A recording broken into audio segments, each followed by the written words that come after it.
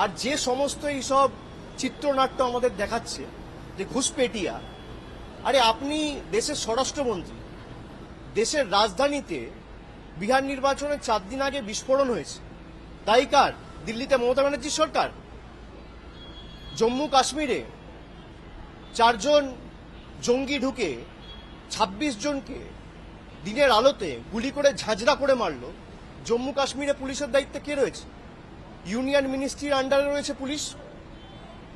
বর্ডারের পাহারা কে দায়িত্বে রয়েছে? বিএসএফ।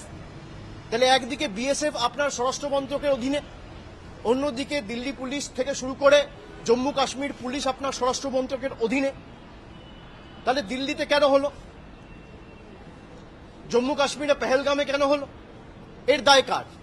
ভারতবর্ষ যবে থেকে স্বাধীন হয়েছে, দেশের স্বাধীনতার পর সারা দেশে সবথেকে ব্যর্থতম এবং সবথেকে অপদার্থতম যদি কোনো স্বরাষ্ট্রমন্ত্রী থেকে থাকে তার নাম হচ্ছে অমিত শাহ।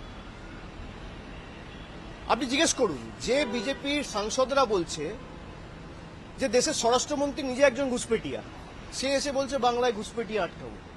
আরে বাংলায় যদি ঘুষপেটিয়া হয়ে থাকে, 11 বছর ধরে আপনার সরকার কেন্দ্রে, 6 বছর ধরে আপনি দেশের স্বরাষ্ট্রমন্ত্রী, সবার আগে আপনার রিজাইন করা উচিত।